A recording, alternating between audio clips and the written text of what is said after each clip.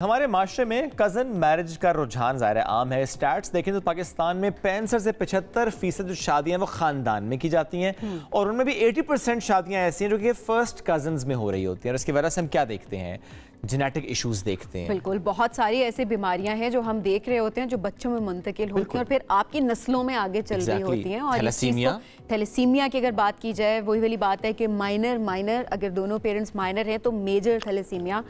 Patient جو ہے، بچہ جو ہے وہ پیدا ہو۔ نیورولوجیکل ڈس آرڈرز بہت سارے ہوتے ہیں، ڈیولپمنٹل ڈس آرڈرز بہت زیادہ ہوتے ہیں، اور اس کے علاوہ بہت ساری اور جینیٹک بیماریاں ہوتی ہیں جو کہ جس کا شکار بچے ہو جاتے ہیں۔ اس کی وجہ سے ماہرین یہ کہتے ہیں کہ کزن میرجز سے گریز کرنی چاہیے، چاہے وہ فرسٹ کزن ہو یا پھر وہ آپ کے دور کے کزن ہو، اگر آلریڈی بیماریاں آپ کے فیملی میں ایگزسٹ کرتی ہیں۔ لیکن اگر محبت ہو جائے تو پھر شادی سے پہلے ٹیسٹ کرا لیں، یہ بڑا ضروری ہے، یہ امپورٹنٹ ہے۔ لائٹر نوٹ ہم نے بات کی ہے، اسی پر مزید بات کریں گے۔ ہمارے ساتھ گائنیکالوجسٹ ڈاکٹر ماریہ طارق موجود ہیں۔ السلام علیکم جی، بہت شکریہ آپ نے جوائن کیا ڈاکٹر صاحبہ۔ کزن میرج کے بعد جو بچے پیدا ہوتے ہیں، کہ واقعی ایسا ہے؟ آپ نے بھی دیکھا کہ ایشوز زیادہ ہوتے ہیں بچوں کے ساتھ ان کے ڈیولپمنٹل سٹیجز پر؟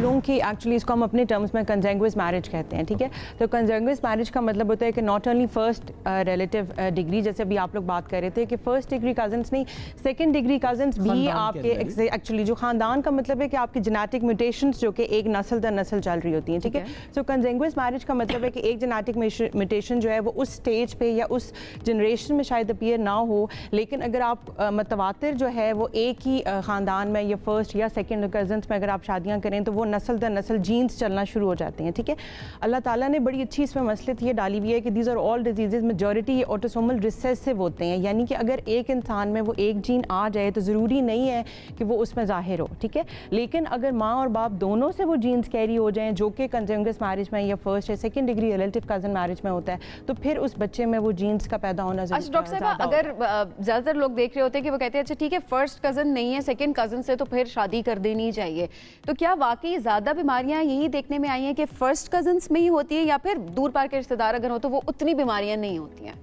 فرسٹ اور سیکنڈ کزنس میں ڈیپینڈ یہ ہے کہ آپ کی جنریشنس میں کتنا وہ چل رہی ہے آپ کی، ٹھیک ہے؟ اگر آپ کے فرسٹ کزنس میں ہے زیادہ وہ کر رہی ہیں جینیٹک میوٹیشن سے بیماریاں آ رہی ہیں، پھر تو ڈیفینیٹلی آپ کے سیکنڈ ڈگری ریلیٹیو میں بھی وہ آٹوسومل کیریئرز آ رہے ہوتے ہیں، ٹھیک ہے؟ کیونکہ ایک ریسرچ ہوئی تھی اس میں نہ صرف انہوں نے جینیٹک میوٹیشنس کی انٹر یہ فیملی میرجز کی بات کی تھی، بلکہ انہوں نے یہ کہا تھا کہ جو ایک پول آف جینیٹک کیریئرز ہماری پاپولیشن میں بن رہے ہیں، کیریئر جس طرح تھیلیسیمیا کی بھی آپ نے بات کی ہے کہ اب ہمارے پاس وہ پیشنٹس بھی آ رہے ہیں جن کی فیملی میں میرجز نہیں ہوئی بھی اور ان کے بچے تھیلیسیمیا میجر ہو رہے ہیں۔ That means that our population is carrying a pool of genetic disease carriers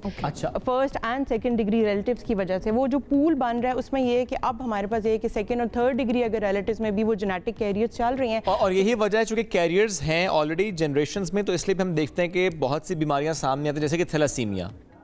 exactly thalassaemia میں اب کیونکہ اب وہ اتنی زیادہ اب ہمارا کیونکہ ہماری پاپولیشن ایک پول بن چکی ہے اس میں، ٹھیک ہے؟ اس پہ یہ کہ کیریئرز تو آپ نے بھی جیسے ابھی بتایا کہ کیریئرز جو ہیں وہ اپنی نارمل لائف روٹین اٹینڈ کر رہے ہوتے ہیں، ٹھیک ہے؟ Similarly with other genetic disorder, Duchenne muscular dystrophies ہیں، سکل سیل ہے، ڈاؤنز ہے، ٹھیک ہے؟ یہ وہ بیماریاں ہیں جو کہ ایک اگر مدر اگر وہ کیری کر رہی ہے وہ اپنے لائف میں تو بالکل نارمل رہے گی، لیکن اگر اس کو وہی چیز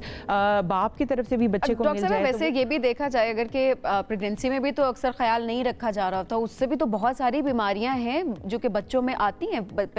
بائی برتھ، اگر ہم دیکھیں جب بچے کی پیدائش ہوتی ہے تو۔ ایگزیکٹلی، دیکھیں جو بچوں میں نقص ہوتے ہیں اس کے مختلف وجوہات ہوتی ہیں۔ جو ابھی ہم بات کر رہے ہیں جو کہ کزن میرج فرسٹ ہے، وہ that is basically the chromosomal abnormalities یا جینیٹک پرابلمس ہوتے ہیں، ٹھیک ہے؟ تو جینز کے علاوہ بھی بچوں میں نقص ہو سکتے ہیں، اسٹرکچرل پرابلمس ہوتے ہیں، ٹھیک ہے؟ جس پہ بچے کے جو مختلف امپورٹنٹ اعضاء ہوتے ہیں وہ صحیح نہیں بنتے، ٹھیک ہے؟ پریگنینسی کے دوران کمپلیکیشنز ایسی ہو سکتی ہیں جیسے مدر کو ماں کو ذیابیطیز ڈائبٹیز کا ہونا، بلڈ پریشر کا زیادہ ہونا، انیمیا ہمارے ایریا میں خون کی کمی کا ہونا بہت زیادہ پریولنس ہے۔ تو folic acid deficiency is a leading cause جہاں پہ نیورل ٹیوب ڈیفیکٹ جس کو ہم اپنی لینگویج میں کہتے ہیں، دماغ کے پرابلمس،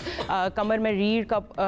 پھوڑا بن جانا، ٹھیک ہے؟ اور جو کنٹینیوسلی پھر ساری عمر کے لیے بچے ڈسیبلڈ ہو جاتے ہیں، تو یہ سارے پرابلم اس خون کی کمی کی وجہ سے بھی ہو سکتے ہیں، ٹھیک ہے؟ اس کے علاوہ حمل کے دوران یہ پریگنینسی کے درمیان معلوم ہو جاتا ہے کہ کتنے ایشوز ہیں یا کیا ایشوز ہیں؟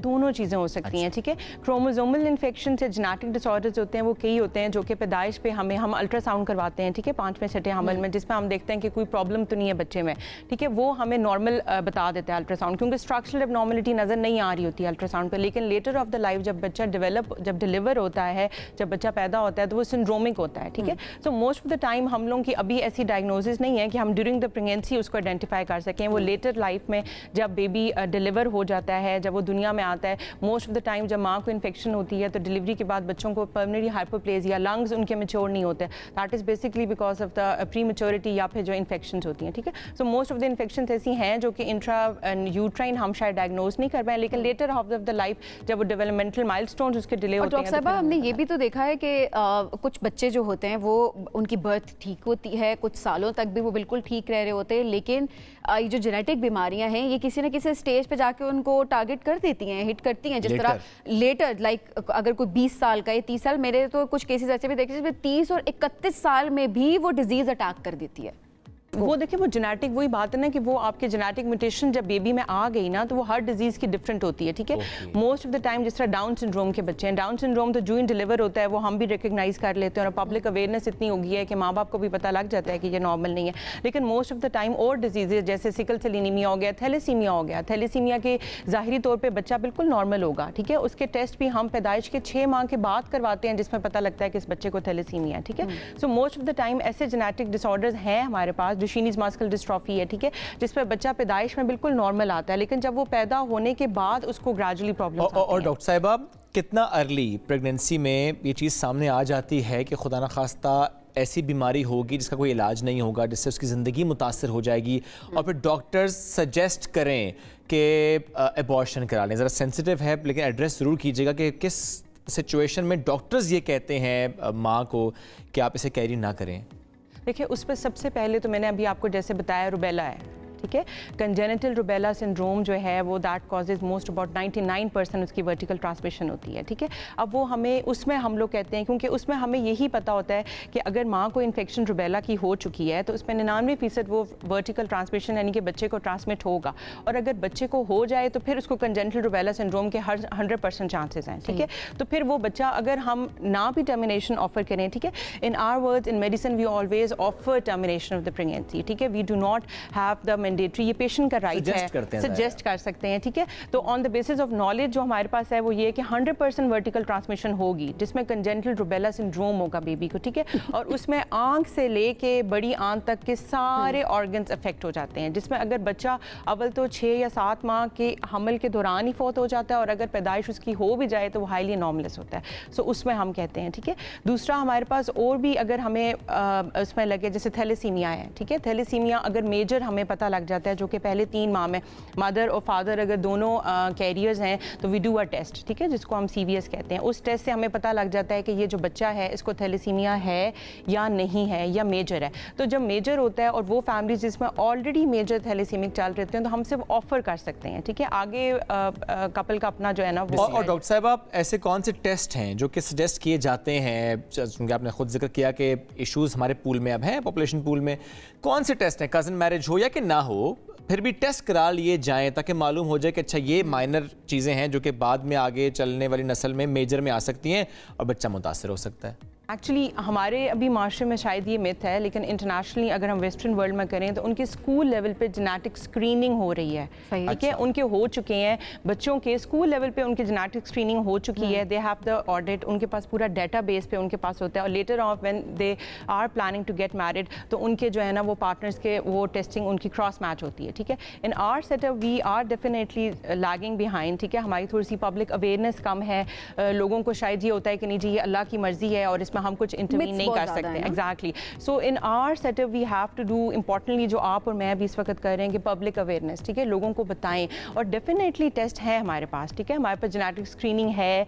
जो कि अब इस्लामाबाद, पिंडी और बाकी भी अस्पताल जो अच्छे अस्पताल हैं वो ऑफर कर रहे हैं, ठीक है। सो बेसिक पर्पज इज कि मरीज खुद जाए। और अक्सर हमारे साथ मौजूद थी, बहुत ही इंपॉर्टेंट टॉपिक जिस पे बात करना बहुत ज़्यादा ज़रूरी है, क्योंकि अक्सर इन टॉपिक्स पे बात नहीं की जाती है, मिथ समझी जाती हैं, और जिसकी वजह से आपकी आने वाली नस्लें, वो बच्चे, वो खमियाजा भुगत रहे होते हैं, क्योंकि आपके पास अवेयरनेस नहीं होता और आप इसके ऊपर काम नहीं करना चाहते।